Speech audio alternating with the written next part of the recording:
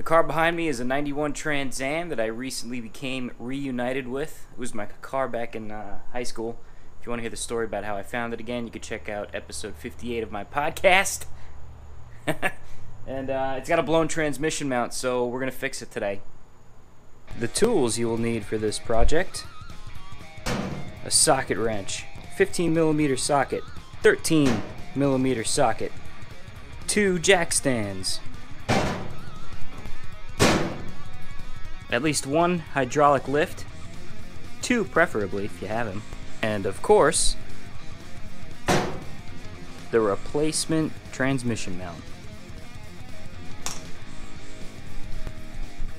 Alright, so this here is a transmission mount, and you can tell it's crushed.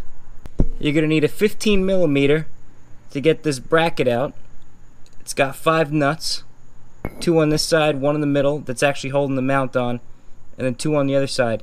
What I'm doing is I'm holding the back of the transmission up with another jack. If you don't have another jack, another lift, you can use 2 stands on each side of the car and use the original lift that you used to raise the car up. But please, guys, be safe. Don't kill yourselves doing this.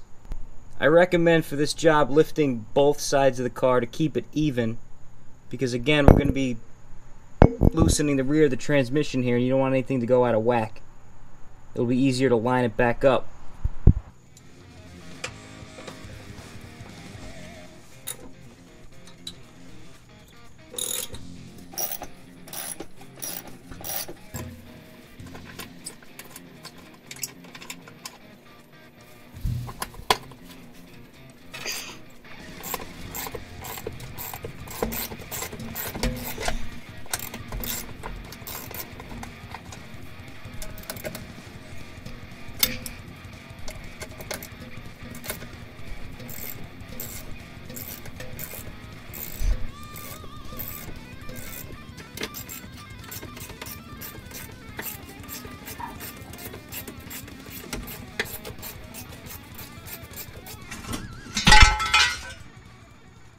So here's the transmission mount, and it's broken completely off. Yeah, this thing was toast.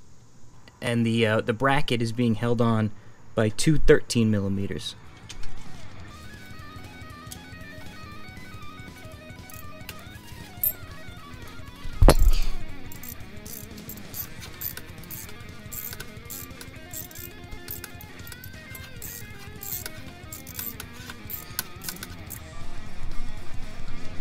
Alright, there's the old busted one. There's the new pretty one. If you guys want to use the same part, I believe the company is Anchor. I got it from Advance Auto, part 2394, and it was like $7 or $8. Alright, let's get this thing bolted in.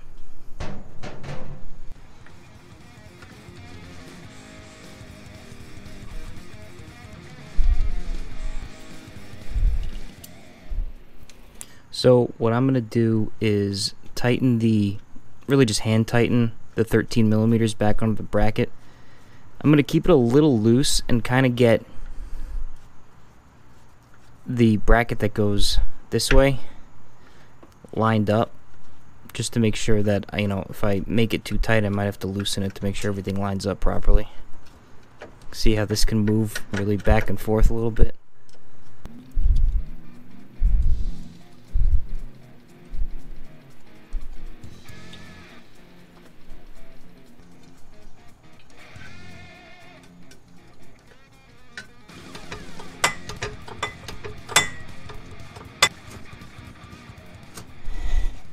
Alright, I guess it's really not necessary to hand tighten it, because there's some leeway here too on the bracket, so we can go ahead and tighten them down.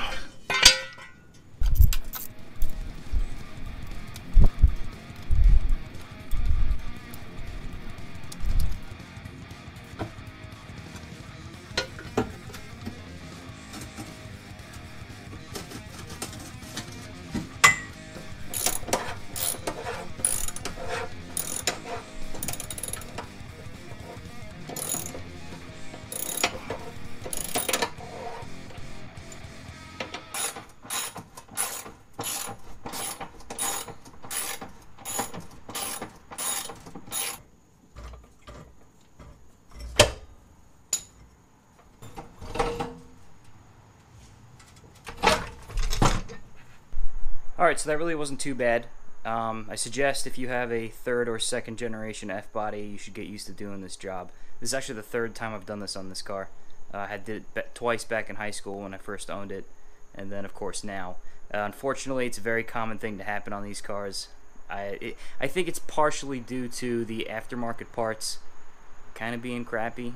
You know, like the part I got was only $7 or $8, and just the quality of them don't really last. So I don't know, we'll see how long I get out of it. If you drive it hard, you're probably going to blow it sooner than later. But yeah, let's go take it for a test spin.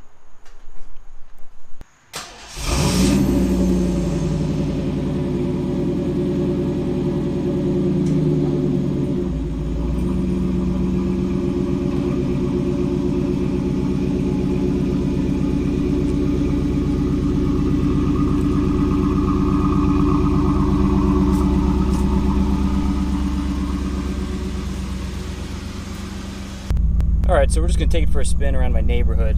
I can't really get on it, obviously. I don't want to take it on the street right now because the brake lights aren't working properly.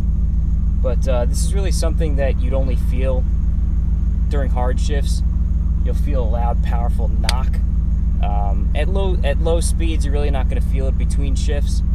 But I know how it felt before, and I don't really have to go that fast at all, really, to feel the knock. Like if I give it a lot of gas from a stop, then yeah, it'll kick hard. Unless, of course, I fixed it properly, then it won't kick hard anymore. Alright, so now I'm at a complete stop, and I'm going to see how this feels. Pretty good. Do it again just to be sure. Come to a complete stop.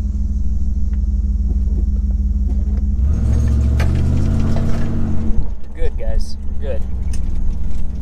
And that's it. Got all my stuff shaking around back there. Alright, if you guys are doing this project at home, have any questions, shoot me a comment. I'll be happy to respond. And cool. See you next time.